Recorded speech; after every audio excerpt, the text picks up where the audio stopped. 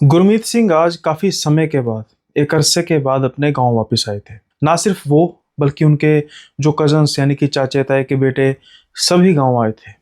उनके दादाजी जो काफ़ी वृद्ध हो चुके थे, वो चाहते थे कि एक बार सभी जो सारा परिवार है वो इकट्ठा हो जाए। लेकिन गुरमीत सिंह उनकी एक ख्वाहिश थी, किसी से मिलने की चाह।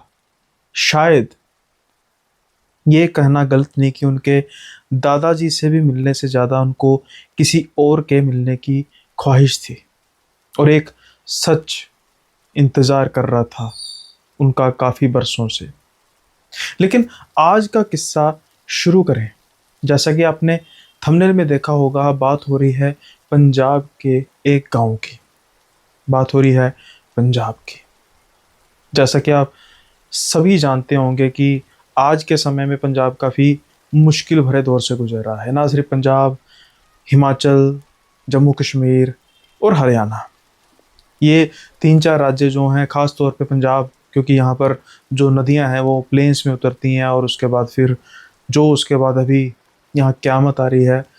हमारा जो घर है, जहाँ से मैं ये शूट कर रहा हूँ, हमारे कह सकते हैं कि जो लोकेशन के दोनों तरफ बाढ़ आई है। ऑल्दो हम सेफ हैं, लेकिन 30 किलोमीटर दूर हमारे यहाँ से रावी दरिया बहता है और दूसरी तरफ 30 किलोमीटर दूर ब्यास, जो बिल्कुल विकराल रूप ले चुके हैं। मेरी आप सभी से गुजारिश है कि प्रे कीजिए पंजाब के लोगों के लिए, प्रे कीजिए भारत के बाकी राज्य के लोगों के लिए भी, जो इस समय बाढ़ की स्थिति से जूझ रहे हैं। उनको मदद मिले, परमात्मा अपना कहर कम करे। क्योंकि अभी भी मैं जब आपसे ये शूट कर रहा हूँ तो बारिश का मौसम बना हुआ है, काफ़ी तेज़ बारिश होकर हटी है और तकरीबन रोज़ बारिश हो रही है।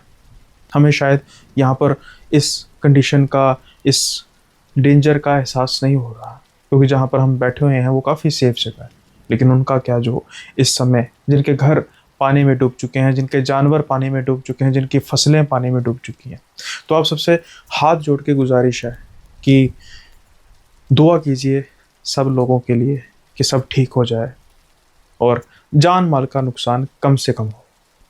अब हम बढ़ते हैं इस किस्से की ओर। और जैसा कि मैं कहता हूँ कि भाई ज़रूर आप सब्सक्राइब कीजिए।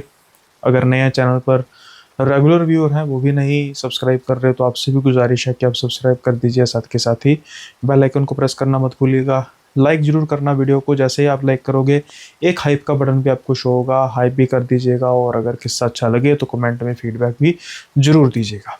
अब हम बढ़ते हैं किस्से किस्से की ओर। और ये किस्सा, जैसे मैंने कहा कि गुरमीत का किस्सा है। गुरमीत सिंह आज काफ़ी समय बाद अपने गांव जा रहे थे। और जो ये गांव है, ये गांव बेसिकली होशियारपुर का एक गांव है। और जो इनका गुरमीत सिंह के बचपन का काफ़ी हिस्सा इस गांव में भी बीता। ऐसा नहीं है कि वो बहुत छोटे होते चले गए थे, अपने होशोबाज में थे जब इन्होंने अपना गांव छोड़ा। हायर स्टडीज़ करनी थी, तो इनके जो पिताजी है, वैसे भी उनकी जो गवर्नमेंट जॉब थी, और उसकी वजह से फिर ये चले गए थे वापस शहर, चले गए थे।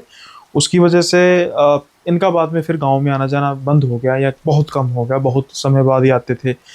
लेकिन जब भी ये आते थे इस गांव में, इनको एक इंतज़ार रहता था। जैसा मैंने कहा, एक इंतज़ार, एक ऐसा इंतज़ार जो शायद इनको लगता था कि कभी मिलने का मौका मिलेगा भी कि नहीं भी। लेकिन आज कुछ अलग होने वाला था। खैर, अब ये किस्सा शुरू होता है इनके बचपन से। क्योंकि अब के जो इंसिडेंट मैं अगर आपसे डिस्कस करूँगा, वो आपको समझ में नहीं आएंगे जब तक मैं इनके बचपन का किस्सा डिस्कस नहीं करूँगा। गुरमीत सिंह एक होनहार स्टूडेंट तो थे, लेकिन थोड़े से जिसे कहते हैं ना, जैसे बच्चे बुली करते हैं इनको, कुछ बच्चों को, वैसा इनका था कि भाई ये बेचारे बुली होते थे दूसरे बच्चों से। और स्कूल में भी इनको बच्चे बहुत परेशान करते थे। अब क्या होता था कि इनका एक ना मित्र होता था, और ये दोनों वापसी में जब आते थे स्कूल से, या जाना स्कूल में या स्कूल से वापस आना, दोनों इकट्ठे ही आ जाया करते थे। लेकिन इनकी शामत तब आती थी जब ये इनका दोस्त इनके साथ नहीं होता था, या इन्हें छुट्टी कर ली या किसी कारणवश वो स्कूल नहीं आ सका, तो फिर इनकी शामत आ जाती थी। क्योंकि जो शरारती बच्चे होते थे, ना सिर्फ इनको क्लास में तंग करते थे, बल्कि इनको रास्ते में भी तंग करते जाते थे। लेकिन एक दिन कुछ अलग होता है। रास्ते में ये आ रहे थे और बच्चों ने इनको तंग करना शुरू कर दिया, और ये अब थोड़ा सा एक कहते हैं ना कि हद होती है सहने की, और शायद इनकी हद ख़त्म हो चुकी थी और ये बच्चों से लड़ाई झगड़ा करने लग पड़ते हैं। लेकिन जब देखते हैं कि भाई 4:1 5:1 हो चुकी है रेशो, तो ये नहीं लड़ पाएंगे। अब ये भागते हैं, बहुत तेज़ भागते हैं, और कह सकते हैं कि काफ़िले से जुदा हो जाते हैं। जैसे बच्चे एक एक दिशा की ओर स्कूल से घर वापस जा रहे होते हैं, और अब ये किसी दूसरे रास्ते में जा चुके थे, और इनको भागते भागते ये पता ही नहीं लगा कि ये किस तरफ जा रहे हैं। जब ये रुकते हैं, रुक के पीछे मुड़ के देखते हैं कि कोई इनका पीछा तो नहीं कर रहा, रुक के सांस लेते हैं, तो इनकी नज़र आसपास जाती है। आसपास इनको खेत नज़र आ रहे थे, आसपास इनको एक बहुत बड़ा पेड़ नज़र आ रहा था, आसपास इनको एक कुआं नज़र आ रहा था, उसके अलावा कुछ नज़र नहीं आ रहा था। दूसरे शब्दों में ये अपना रास्ता भटक चुके थे। अब बस ये ऊंची ऊंची रो रहे थे, क्योंकि अब इनको लग रहा था कि ये शायद हमेशा के लिए गुम गया, जो तकरीबन हर एक बच्चे का ट्रॉमा होता है।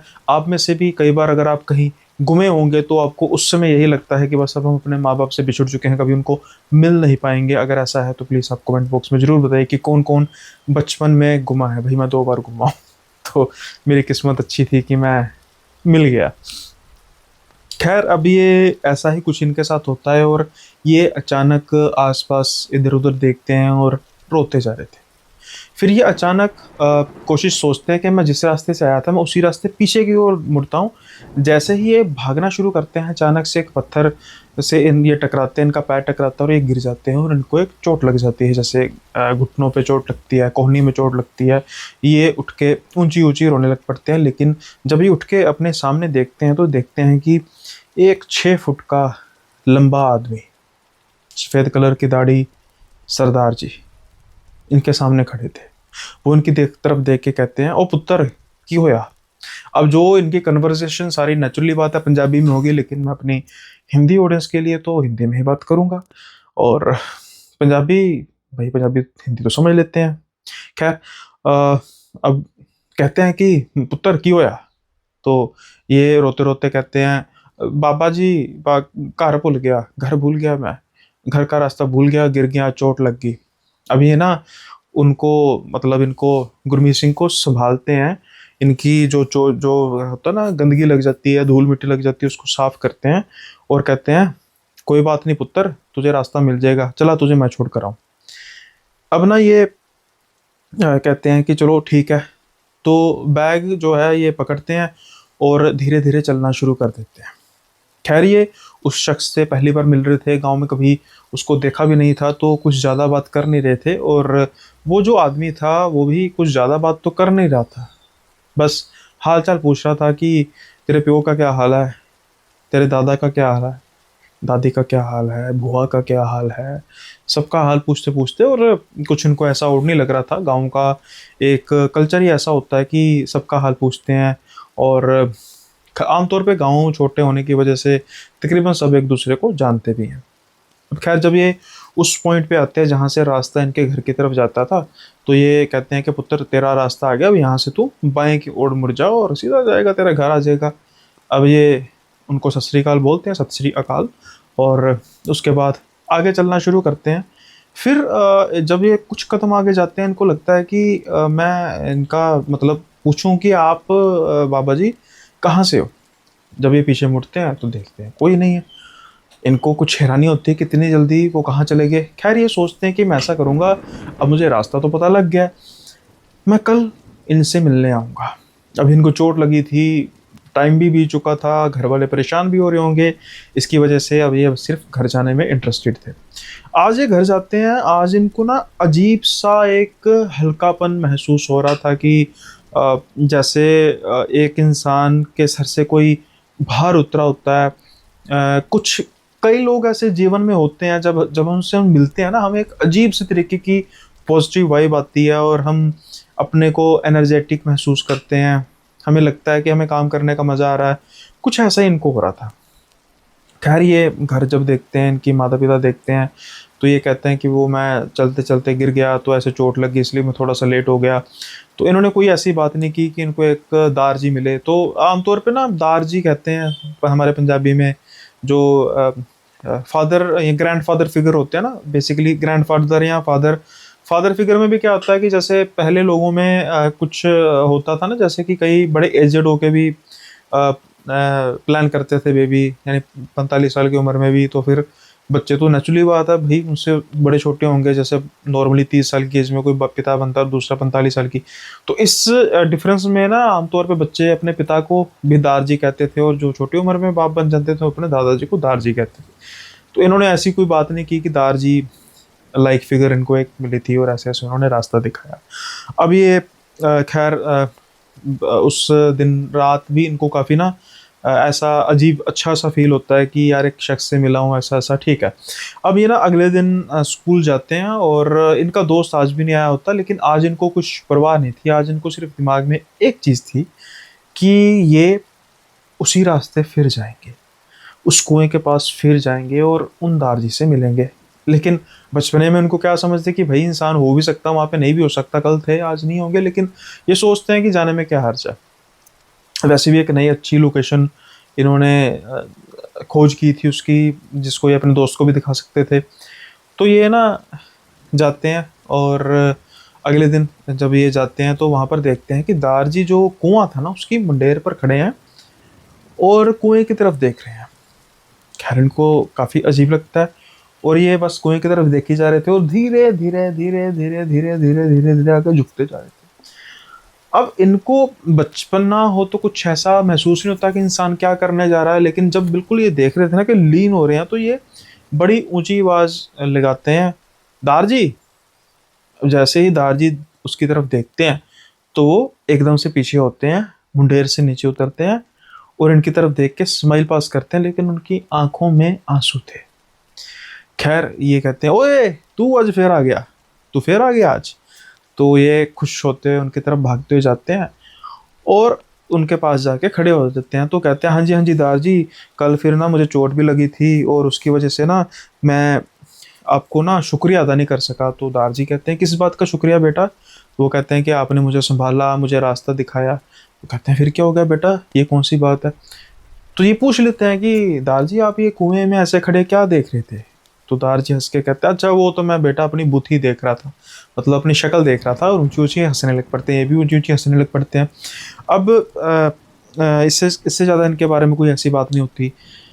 तो ये पूछते हैं कि दार जी आप कहाँ रहते हो? दार जी कहते हैं कि पुत्र मैं यहीं पे रहता हूँ। और नहीं दार जी, यहाँ पर तो मुझे कोई घर नज़र नहीं आ रहा। तो हंस के कहते हैं, पुत्र बस रहने के लिए ज़रूरी थोड़ा घर ही चाहिए होता है, इंसान बिना घर के भी तो रह सकता है, समझ लो यही मेरी जगह है। तब ये भी खुश हो जाते हैं कि ठीक है फिर दार जी, मैं आपसे जब भी मिलने आऊँगा, सुबह दोपहर शाम, और आप मुझे मिलोगे यहाँ पे? तो दारजी कहते हैं, हाँ पुत्र मिलोगे। अब जैसे बच्चों जैसे सवाल होते हैं कि दारजी खाते क्या हो, दारजी फिर पीते क्या हो, ये भी बड़े प्यार से उनको ना जवाब देते रहते थे, अच्छा अच्छा ऐसे ऐसे ऐसे ऐसे। हाँ दारजी ने एक बात इनको कही कि जब भी पुत्र मिलने आएगा ना तो तू कोई किसी के साथ ना आना, अगर तू किसी के साथ आएगा ना तो मैं तुझे फिर मिलूंगा नहीं। इनको होता है कि ठीक है, एक होता है ना कि सीक्रेट, हाँ भाई ठीक, उनका फाइनल हो गया कि ये सीक्रेट था। और इसके बाद फिर ये मिलने का इनका तकरीबन जब भी इनका दिल करना, कई बार ये अपने जो दोस्त है उसको डोज कर देते कि भाई मैं किसी और काम पे जाऊंगा तो तू चले जा। और जब भी वो छुट्टी करता ऐसे ऐसे, कभी मतलब हफ्ते में एक दो बार इनका मिलना हो जाता। खैर अब ये टीन एज में आ चुके थे, कुछ 12-13 वर्ष के आसपास इनकी उम्र हो चुकी थी, और इस पॉइंट पे फिर आके इनके पिताजी अब गांव छोड़ने की तैयारी में कर रहे थे, और इनको भी जाना पड़ना था। तो अब इनका थोड़ा सा मन भी उदास हो जाता है कि कहाँ पर ये दार जी को मिलते थे तकरीबन हफ्ते में एक दो बार। अब जब ये इस बार दार जी को मिलने जाते हैं तो दार जी बड़े उदास होकर उसी कुएं की मुंडेर पर बैठे थे, जैसे ऐसे इंसान करके बैठता है ऐसे बैठे हुए थे। तो ये कहते हैं, दार जी अब ना हमारा ऐसे रोज़ाना मिलना नहीं होगा। तो दार जी उसको कहते हैं कि हाँ पुत्र मुझे पता है तेरा बाप जा रहा है नौकरी पे, हाँ तो कोई बात नहीं, कभी कभी तो आया करेंगे ना मुझसे मिलने। अब ये कहते हैं कि हाँ दार जी, जब भी मैं गाँव आऊँगा वापस आपसे वादा है कि आपसे मिला करूँगा। खैर ये अपना वादा निभाते हैं। साल में एक आध बार इनका जब आना होता था तो ये अपने समय निकाल कर अपने घर से इस कुएं की तरफ आते और वहाँ पर आके दार जी से जरूर मिलते। समय समय समय जो है वो धीरे धीरे बीता जा रहा था। अब तकरीबन इनकी उम्र जैसे मैंने कहा कि 24-25 साल के आसपास हो चुकी है, और पिछले 3-4 वर्षों से ये आ नहीं सके थे। बाकी हायर एजुकेशन भी था, कुछ जॉब का भी इन्होंने बंदोबस्त करना था, उसकी वजह से फिर ये बहुत ज़्यादा बिजी हो चुके थे और इनसे गांव आया ही नहीं गया। इसलिए जब ये इस बार अपने गांव आ रहे थे, और इनको फिर था कि मैं दार जी से मिलूंगा। अब ये वक्फा भी बहुत ज़्यादा हो चुका है। जैसे कि तकरीबन ये 9 या 10 वर्ष के हो गए जब इन्होंने मिलना शुरू किया होगा, और तकरीबन 20 वर्ष तक, अगले 10 वर्ष तक ये उनमें से कुछ साल बाद 2-3 साल ये मिलते रहे रेगुलर, और उसके बाद फिर अगले 5-6-7 साल ये साल में एक बार मिलते रहे। लेकिन एक चीज़ ये ज़रूर नोट करते रहे कि दार जी की उम्र वैसी की वैसी है। हालांकि ये कोई कोई बहुत अनयूजुअल चीज़ नहीं है। हमारे कई ऐसे बड़े बुजुर्ग होते हैं, जब हम उनको देखते हैं, जब हम अपनी होश संभालते हैं, तब भी वो वैसे ही होते हैं, और कई वर्षों तक ऐसे कई ऐसे होते हैं। अगर आपका कोई ऐसा रिश्तेदार था या है, प्लीज़ आप ये भी कमेंट करके बताइए। जैसे मेरे नानी जी अब तो इस दुनिया में नहीं है, लेकिन जब से हमने होश संभाली तब से लेकर अपनी मृत्यु के कुछ 2 वर्ष पहले तक वो ऐसे ही लगते थे जैसे हमने उनको देखा। मेरे दादाजी, कज़न दादाजी, वो 104 बरस की उम्र में जाकर उनका देहांत हुआ था, लेकिन जब से मैंने होश संभाली थी तब से लेकर उनके तकरीबन आखिरी दिनों तक मैंने उनको वैसा ही पाया। आप भी बताइए ज़रूर कि अगर ऐसा कुछ आपके बड़े बुजुर्ग, बाबा बौड़ जिसे कह सकते हैं, वो थे। खैर, सॉरी, आपको शायद मेरी वॉइस से लग रहा होगा मैं थोड़ा इमोशनल हो गया हूँ, क्योंकि नानी जी का और दादाजी का ऐसे चेहरा सामने आ गया और वो अब नहीं है, तो थोड़ा सा हो जाता है। खैर, अब इसके बाद फिर हाँ, जैसे मैंने कहा कि ये अनयूजुअल चीज़ थी थोड़ी। सॉरी, मैं मुद्दे से भटक गया। और खैर, अब ये ना, इस बार इनको होता है कि भाई मैं उनसे मिलूँगा, तो ये समय निकाल कर उनसे मिलने जाते हैं, और वो मिलते भी हैं। और कहते हैं कि पुत्र, तू बड़े सालों बाद आया, लेकिन मुझे बड़ी खुशी है, तू ऐसे तुझे अच्छी नौकरी मिल गई, तूने बड़ा पढ़ाई में अच्छा काम किया, तूने बहुत बहुत मुझे तुझ पर गर्व है। ये बड़े हैरान होते हैं कि भाई पिछले मैं इतने वर्षों से मिला नहीं हूँ आपको, और आपको कैसे पता। तो वो इनकी तरफ देख के हंसने लग पड़ते हैं।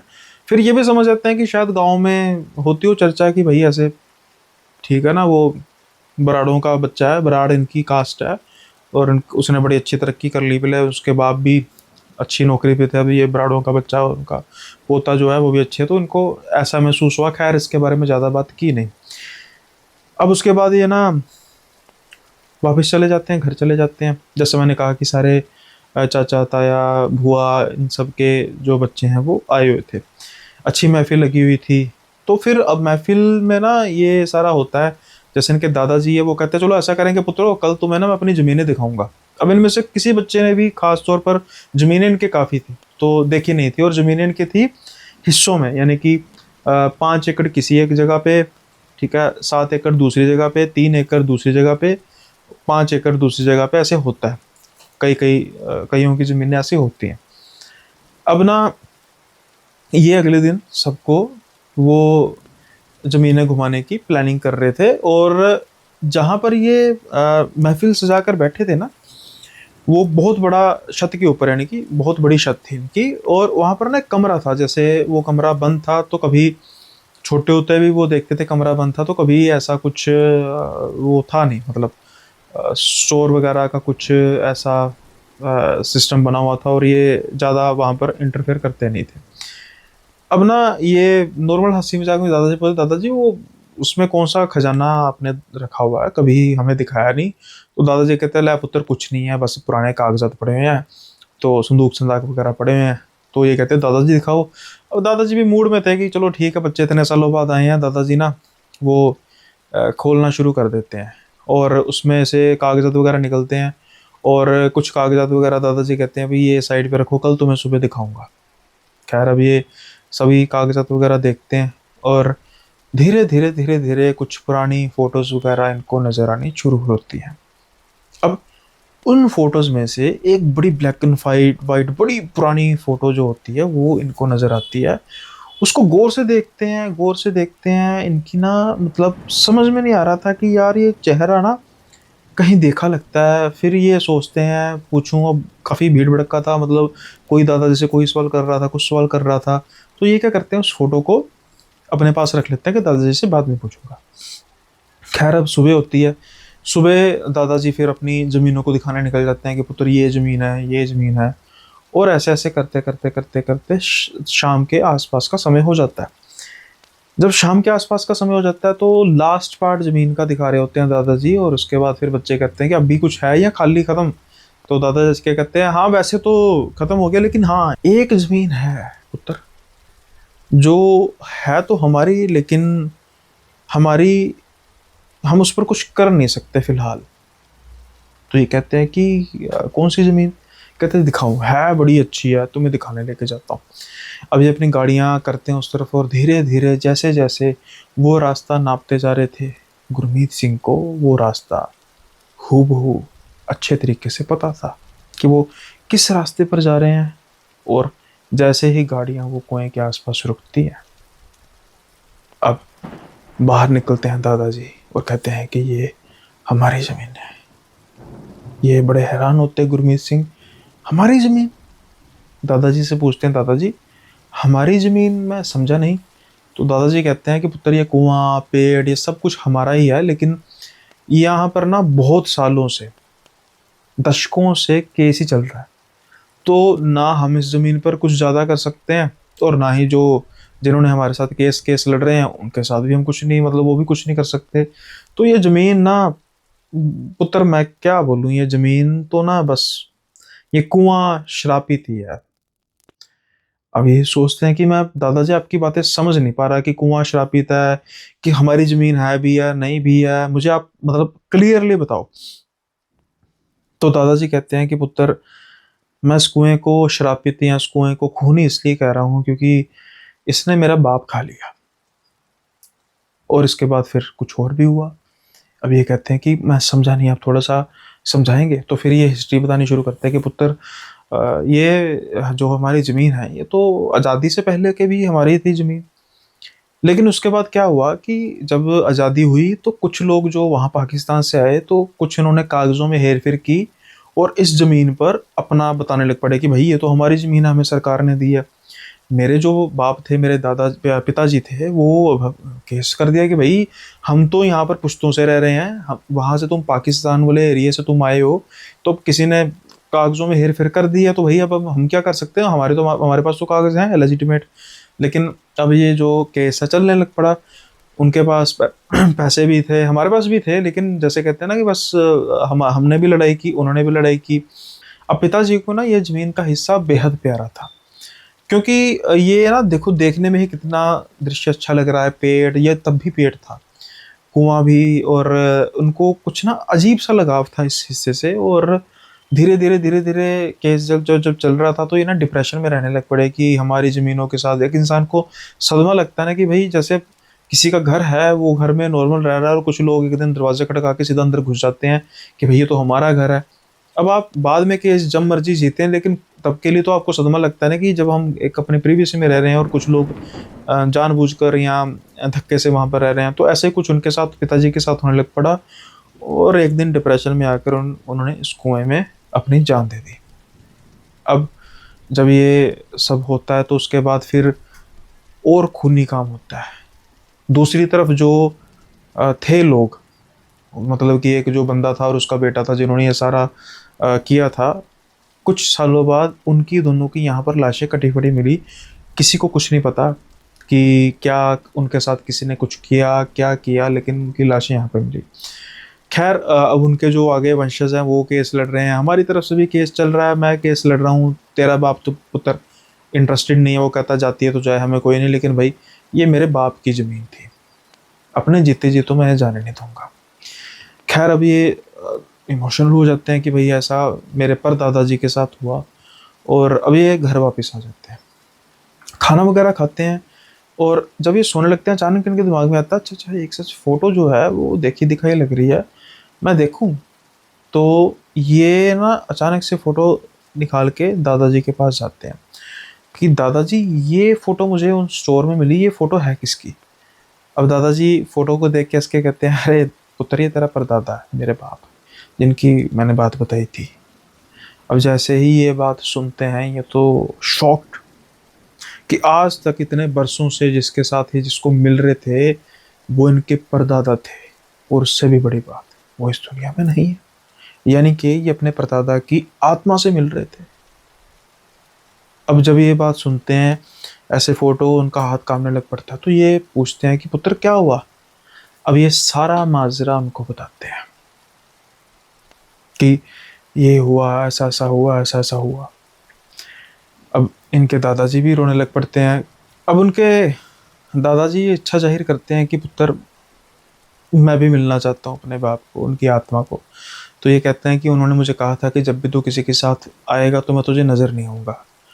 अब खैर वो जिद करते हैं, तो अगले दिन जब ये जाते हैं तो वही होता है, इनको नज़र नहीं आते हैं। खैर वो कहते हैं मैंने आपको पहले ही कहा था। तो अब क्या होता है कि उसके बाद शाम को ये दोबारा अकेले जाते हैं, और अकेले जब जाते हैं तो उनको वो उसी कुएं की मुंडेर पर बैठे हुए मिल जाते हैं। लेकिन आज शायद उनको भी पता था कि मेरे परपोते को पता लग चुका है कि मैं कौन हूँ। अब ये उनसे गले मिलते हैं, रोते हैं और कहते हैं कि आपने मुझे इतने साल बताया नहीं। लेकिन वही बात है, बताया होता तो फिर मिला मिला थोड़ी जाता। फिर वो कहते हैं कि परदादा जी आप मुक्त क्यों नहीं हो जाते, ऐसे आप भटक रहे हो। तो वो कहते हैं कि बस ये ज़मीन है मेरी, ये मैं किसी की होने नहीं दूंगा, मैं बस इसकी रक्षा करता हूँ। तो ये अब ना एक तरह का एक वादा करते हैं कि परदादा जी आप इसकी जिम्मेवारी मुझ पर सौंपिए, मैं जो भी केस है, जो भी लीगल है, समझिए कि मैं बस आपका प्रतिरूप हूँ और मैं सब कुछ करूँगा। ये बातें होती हैं। अब उसके बाद क्या होता है कि ये अपने दादाजी से दोबारा बात करते हैं और सारी बात होती है, और ये कहते हैं कि हम वहाँ पर अखंड पाठ रखाते हैं, भोग करते हैं, उनका जो भी करते हैं, क्योंकि वो चाहते थे कि उनकी जो आत्मा है वो तृप्त हो जाए। तो फिर इनके कहने पर वहाँ पर अखंड पाठ रखवाया जाता है, और उसके बाद फिर 2-3 दिन बाद जब ये अकेले मिलने जाते हैं तो इनको दादाजी नज़र नहीं आते। खैर अब वो समझ रहे थे कि शायद वो तृप्त हो चुके हैं, जो उनकी कह सकते हैं कि एक इच्छा रही होगी भाई, कि ठीक है कमान जो मेरा, जो ये सारी ज़मीन की कमान है वो मतलब हो चुकी है, सौंप दी गई है, और अब शायद वो अपनी जिम्मेवारियों से मुक्त हो चुके हैं, और एक अच्छा सा अखंड पाठ कराया गया उनकी याद में, और उसके बाद फिर वो चले गए हमेशा के लिए जहाँ उनको जाना चाहिए था। अब गुरमीत सिंह कहते हैं कि अभी ये जो सारी बात मैं कह रहा हूँ, ये बात मतलब आज से कुछ 12-13 वर्ष पुरानी है। तो फिर उन्होंने अच्छे अच्छे वकील हायर किए, क्योंकि इनके दादाजी का भी कोई इतना ध्यान ऐसे, मतलब वो भी एग्रेसिवली नहीं लड़ रहे थे, ये भी एग्रेसिवली नहीं लड़ रहे थे, जिसे कहते हैं ना बस एक तरह की ईगो की लड़ाई बन जाती है दोनों धीरों में कि भाई मेरी ज़मीन है, मेरी ज़मीन है। कोई बहुत बड़ा टुकड़ा था नहीं ज़मीन का, वो बस वही कुआं और ऐसा कुछ है। और इन्होंने दोनों का अहम की लड़ाई बन चुकी थी, बट इन्होंने फिर एग्रेसिवली लड़ना शुरू किया इस केस को। अच्छे अच्छे वकील हायर किए, और तकरीबन 4 वर्ष के बाद इन्होंने उस केस को जीत लिया। अब लीगली तौर पर ये ज़मीन पहले भी तो थी इनकी, लेकिन बस एक केस बड़ा हुआ था, अब इनकी ज़मीन लीगली हो चुकी है। तो इन्होंने उस ज़मीन को अच्छे से सफाई करके, बदलाव कुछ नहीं किया, स्मारक कोई नहीं बनाया, इमारत कोई नहीं बनाई, क्योंकि वो चीज़ दादाजी को ऐसे ही पसंद थी। हाँ, घास वगैरह थोड़ी सी अच्छी तरीके से उगाई, झाड़ियाँ वगैरह कटवाई, और उसको बड़े अच्छे से बना दिया। और ये तकरीबन हर 2-3 महीने बाद वहाँ पर जाते हैं। दादाजी तो नज़र नहीं आते, लेकिन उनकी उनकी जो साथ पिल उनकी उनके आत्मा के साथ बिताए हुए पल, बस उसको ये याद करते हैं। मुझे पता है कि ये मोरलेस इतना आपको हॉरर नहीं लगा होगा, लेकिन मैं इसके इसलिए आपके साथ बयां कर रहा हूँ कि मुझे बड़ा हार्ट टचिंग लगा ये किस्सा, और आई होप ये आप सबको भी ऐसा ही लगा होगा। और सच में मैं, जैसा भी पंजाब में माहौल चल रहा है, तो लोगों का बड़ा जुड़ाव होता है अपनी ज़मीन के साथ, अपनी इन सब चीज़ों के साथ, पेड़ों के साथ, कुओं के साथ, जानवरों के साथ। तो इसलिए मुझे लगा कि ये किस्सा आपके साथ डिस्कस करना चाहिए। खैर आपका क्या ख्याल है इस किस्से के बारे में, और कैसा लगा आपको किस्सा अच्छा लगा तो आप लाइक शेयर सब्सक्राइब करना मत भूलिएगा, साथ के साथ ही बेल आइकन को प्रेस कर दीजिएगा। अब हम बढ़ते हैं अगले किस्से की ओर। इससे पहले हम अगला किस्सा शुरू करें, आपसे गुजारिश है कि जो हटके और भी कहानियाँ, किस्से, हॉरिफिक कहानियों को सुनने के शौकीन हैं, तो वो एक मेंबरशिप प्लान को भी ज्वाइन कर सकते हैं, जो आपको मात्र 29 रुपये पर मंथ में मिलेगा, जिनमें 1 रुपये से भी कम पर डे की कॉस्ट है। और वहाँ पर आपको अलग से कहानियाँ सुनने को मिलेगी। ऑल दो रेगुलर कहानियाँ तो आपको यहाँ पर मिलती रहेंगी, लेकिन वो जो किस्से हैं वो कुछ और ज़्यादा खतरनाक और ज़्यादा हॉरिफिक हैं। इससे आपको तो एंटरटेनमेंट मिलेगा, लेकिन मुझे भी सहायता मिलेगी चैनल को ग्रो करने में। तो जो अभी रिसेंटली मैंने जो ये 2 किस्से बयाँ किए हैं, एक ऐसी बारात, वो भी किस्सा बेसिकली पंजाब से बिलोंग करता है, लेकिन आज़ादी से पहले का किस्सा है, पंजाब का किस्सा है। अब वो इलाका पाकिस्तान में है, लेकिन ऐसे खौफनाक जंगल जहाँ पर भूतों की बारात निकलती थी, हो सकता है आज भी अगर वहाँ पर जंगल है तो कुछ ऐसा हो। वहीं दूसरी ओर जो दूसरा किस्सा है, जहाँ पर एक प्रेतनी, ऐसी प्रेतनी जो निकली थी अपने घर को जाने के लिए, लेकिन उसका सफ़र पूरा नहीं हो सका। आज भी वो भटकती है दिल्ली के एक इलाके में। कई बार उसे गलती से कोई लिफ्ट दे देता है, और उसके बाद उसके साथ क्या होता है ये बताने के लिए शायद वो होता भी है उस लायक या नहीं, लेकिन एक ऐसा ऊबर ड्राइवर जिसने इस किस्से को बयां किया, उसकी उसका किस्सा ये है। और आप चाहें तो उसके बारे में भी आप उस किस्से को भी सुन सकते हैं मेंबरशिप ओनली प्लान में। ये दोनों किस्से आपको मिल जाएंगे। और इसके अलावा पहले भी जो किस्से हमने अपलोड किए हैं, वो चाहे एक ऐसा मंगेतर हो जो अपनी मौत के बाद भी अपनी मंगेतर का पीछा नहीं छोड़ रहा, और उसके जीवन को कैसे उसने दुर्भर करा दिया है, ये आप इस किस्से में जानेंगे। या फिर एक ऐसी चुड़ैल, लाल साड़ी वाली चुड़ैल, जिसका खौफ आज भी हिमाचल के उस गांव में है। ऐसे और भी किस्से हैं जो आपको मेंबरशिप ओनली मिलेंगे। तो जल्दी से जाइए और मेंबरशिप ओनली प्लान को चूज़ कर सकते हैं अगर आपकी इच्छा है तो। अब हम बढ़ते हैं अगले किस्से की ओर। और जो अगला किस्सा है, जैसा इस किस्से में मैंने बात की एक मेंटल ट्रॉमा की, अ, शायद एक एनर्जी ऐसी थी, या कह सकते हैं कि वो तो जो प्रेत नहीं कहना चाहिए, ख़ास तौर पे आत्मा कहनी चाहिए, उनके परदादा जी की आत्मा थी। और उसकी वजह से ये बच्चा शायद बच गया, गुरमीत सिंह। लेकिन अक्षय के साथ ऐसा था नहीं। उसका खेलता हंसता खेलता बचपन एक तरह का बर्बाद सा हो गया। कारण कारण तो उसके परिवार वालों को भी नहीं पता था। इतने बरस वो सिर्फ एक बात को पता करने में लगाते रहे कि आखिर अक्षय बेटा हुआ क्या है, बता तो सही।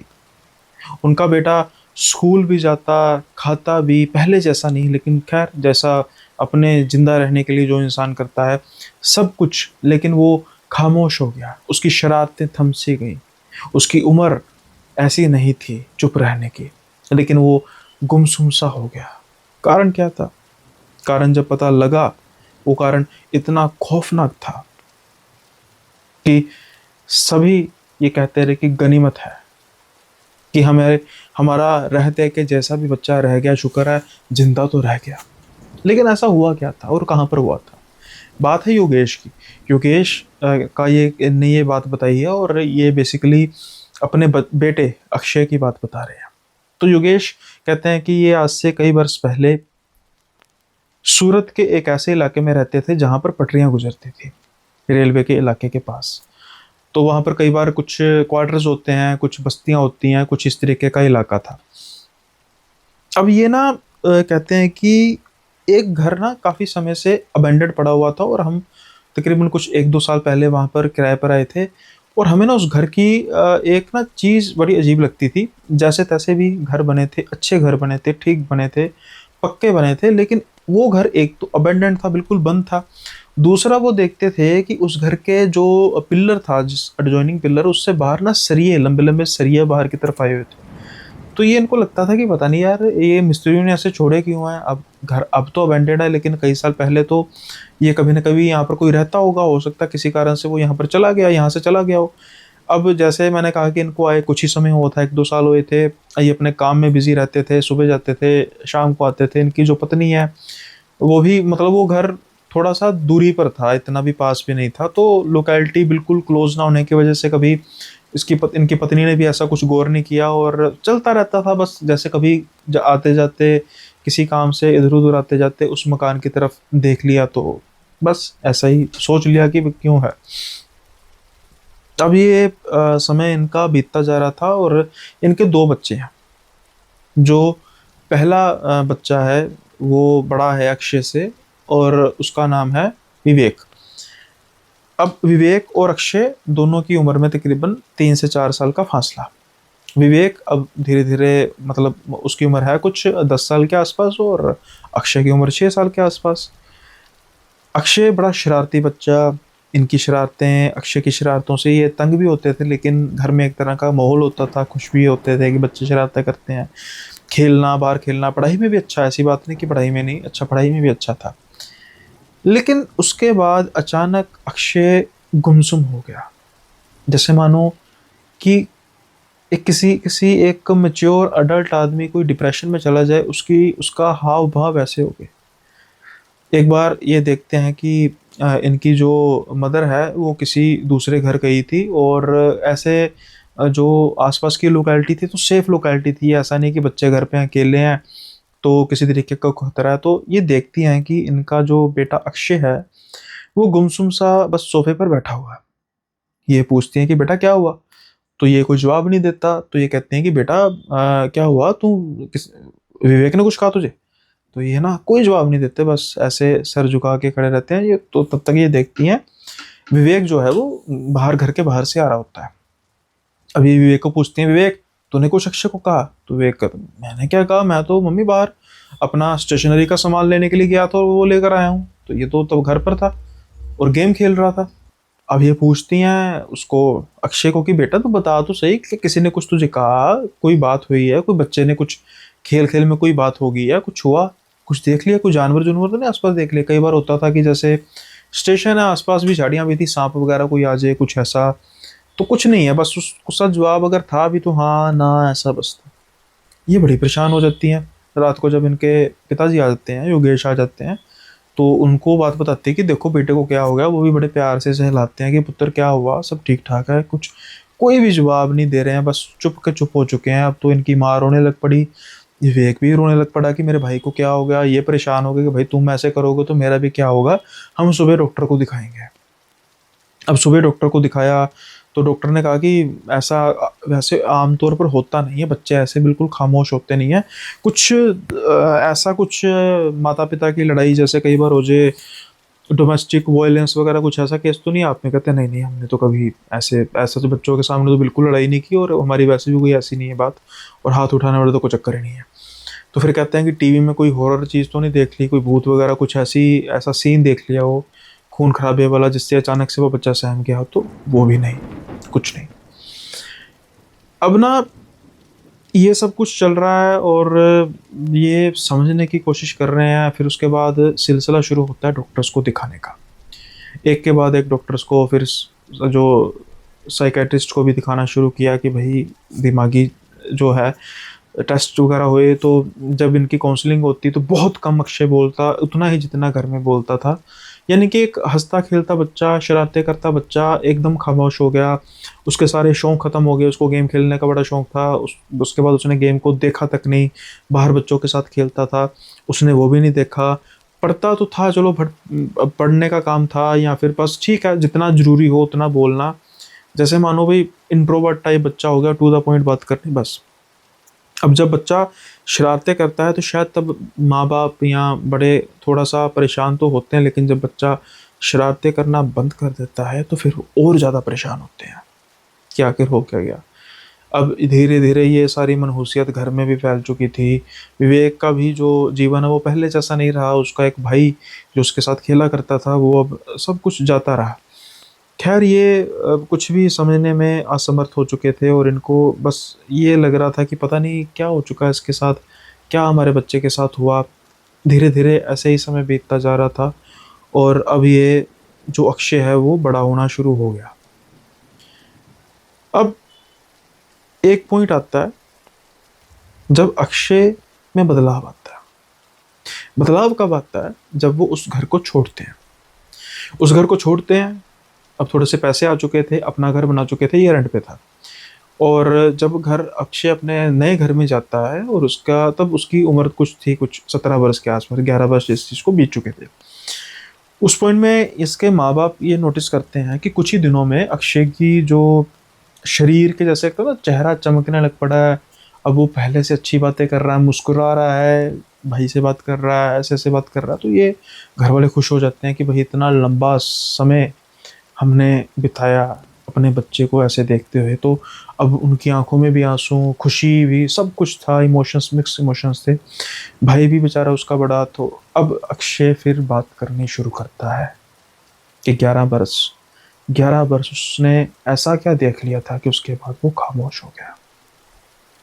और ये वो समय था जब इनको पता लगता है कि काश, काश अगर उन्हें इन बारे इस चीज़ के बारे में पहले पता लग जाता तो वो अगले दिन ही घर खाली कर देते। हुआ क्या था? क्या उस घर में कुछ था? नहीं, घर तो बिल्कुल सिंपल था। उससे पहले भी तो 1-2 साल वो रह ही रहे थे। उस समय तो अक्षय को कुछ नहीं हुआ। जब ये आए थे अक्षय की उम्र 3.5-4 बरस के पास आसपास थी, और उसके बाद अक्षय इन 2 वर्ष में वहीं पर रहा, अच्छा खेला, कोई ऐसी बात नहीं। लेकिन फिर क्या था? दरअसल जो कुछ हुआ था वो उस छोटे से समय के बीच में हुआ था जिस समय इनका भाई विवेक स्टेशनरी से सामान लेने के लिए गया था। In the matter of time, in the matter of short time, सब कुछ हो गया। क्या हुआ? अब बात चलती है 11 वर्ष पीछे। उस मनहूस शाम, उस मनहूस रात की ओर जाते हैं जहां पर यह सब कुछ हुआ। अब उनकी मदर किसी नेबर के घर गई थी। यूजुअल बात थी, पहले भी जाती थी। ये घर पे दोनों जाने बच्चे होते थे, यूजुअल बात है, पहले भी बहुत बार ऐसा हो चुका था। इसी बीच में कई बार विवेक कुछ सामान लेने के लिए, कई बार दूध पता है लेना है, शाम के समय में अंडा ब्रेड लेना है, कुछ सामान लेता है तो 15-20 मिनट के लिए वो घर से बाहर जाता था। ये भी यूजुअल बात थी, कुछ ऐसा नहीं होता था। लेकिन इस बार अनयूजुअल क्या हुआ? इस बार अनयूजुअल ये होता है कि विवेक अक्षय को कहता है कि भाई मैं, मेरा जो पेंसिल है और जो भी पेन पेंसिल जो भी है वो, और एक कॉपी वगैरह मैंने लेने जानी है, अर्जेंट है, तो मैं लेने जा रहा हूँ।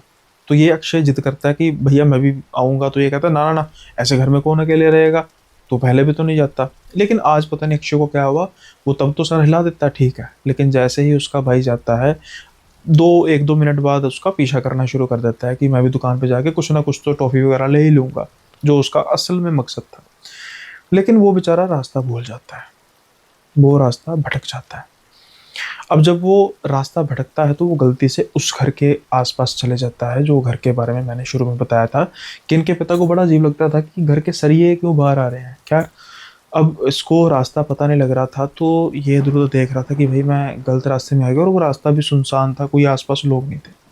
लेकिन ये क्या देखता है, अचानक से देखता है कि एक लड़की जो छत पर खड़ी है इसकी तरफ घूरे जा रही है। वो जानवरों की तरह छत की मुंडेर पर आती है और धीरे धीरे उस सरी के पास जाती है, अचानक से नीचे होती है और लटक जाती है। अब उसका सर जो है वो ऐसे टेढ़ा हो गया। अब आपको भी पता है कि जब किसी को सजा मिलती है ना, डेथ पनिशमेंट मिलती है, तो उसका सर इसलिए ढका जाता है कि जब किसी इंसान को वो सजा मिलेगी तो उसकी जो जुबान है, आंखें बाहर की तरफ आती हैं और वो चेहरा देखा नहीं जाता। लेकिन अक्षय वो चेहरा देख रहा था। अब वो जो लड़की थी उसकी तरफ ऐसे देख रही थी जैसे कि सिर्फ और सिर्फ उसका ध्यान अक्षय की तरफ ही था।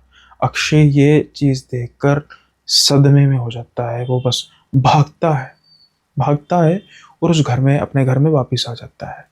उसके बाद उस घर में उसको वही लड़की ऐसे ही नजर आती थी और बस ऐसे मुंह कर लेते थे, किसी को कुछ बताना नहीं। और अक्षय खामोश, चुप का चुप हो जाता है। ये बात थी जिसकी वजह से अक्षय ऐसे सदमे में आ चुका था कि वो कभी ज़्यादा बोल ही नहीं सका, वो अपना नॉर्मल बचपना बिता ही नहीं सका। अब जब इनको ये बात पता लगी तो अब ये फिर थोड़ा सा इंटरेस्ट लेते हैं कि आखिर वो घर का सीन क्या है, हमें क्यों नहीं पता लगा। अगर ऐसी कोई घटना हुई थी तो अगले दिन तो सनसनी, उसी समय सनसनी फैल जानी चाहिए थी कि एक लड़की ने अपनी जान दे दी। तो फिर ये जब पता करते हैं तो पता करते हैं कि घटना ऐसी हुई थी, लेकिन यह घटना आज से 11 वर्ष पहले नहीं, आज से 40 वर्ष पहले हुई थी। जब इस घर में 3 सदस्य रहते थे, माता पिता और एक लड़की। लड़की का कोई बार रिलेशन था, वो शादी करना चाहती थी, वो मानते नहीं है। तो जो ये सरिया ऐसे लटक रहा था ना, वो कारक बना उस लड़की की मौत का। सुबह जब लोग उस रास्ते से गुजरना शुरू करते हैं तो उनको वो लड़की लटकी हुई नजर आती है। ना जाने क्यों उसने उसी जगह पर लटक के क्यों अपनी जान दी। शायद वो लोगों को दिखाना चाहती थी, या फिर शायद वो अपने माँ बाप से भी तो प्यार करती थी और वो दर्शाना चाहती हो कि जैसे कई बार शक जाता है कि माँ बाप ने मार दिया ऐसा है, तो वो सरेआम साफ नज़र आ रहा है कि उसने अपने आप को ख़त्म किया है। और उसके बाद फिर कहते हैं कि वहाँ पर लोगों को उसकी प्रेजेंस फील होती थी। घर उनके माँ बाप ने छोड़ दिया क्योंकि वो वहाँ पर रहना नहीं चाहते थे जहाँ पर उनकी बेटी के साथ ऐसा हुआ हो। और फिर ऐसे ऐसे घर वो खंडर बन गया और एक बच्चा जिसका इस सारी घटना से कोई लेना देना नहीं था, उसके 11 बरस, कीमती 11 बरस बर्बाद हो गए। सिर्फ एक छोटी सी गलती और जीवन कहाँ से कहाँ। तो इसलिए गुजारिश है आपसे कि हर चीज़ की तरफ ध्यान दीजिए, किसी चीज़ को लाइटली मत लीजिए और परमात्मा सबका साथ दे, अच्छे कर्म करने वालों का। उम्मीद करता हूँ कि ये किस्सा भी आपको पसंद आया होगा, और अगर आपको पसंद आया तो लाइक शेयर सब्सक्राइब करना मत भूलिएगा। मिलते हैं अगले एपिसोड में नए किस्सों के साथ। तब तक के लिए बाय बाय, अपना ख्याल रखिएगा।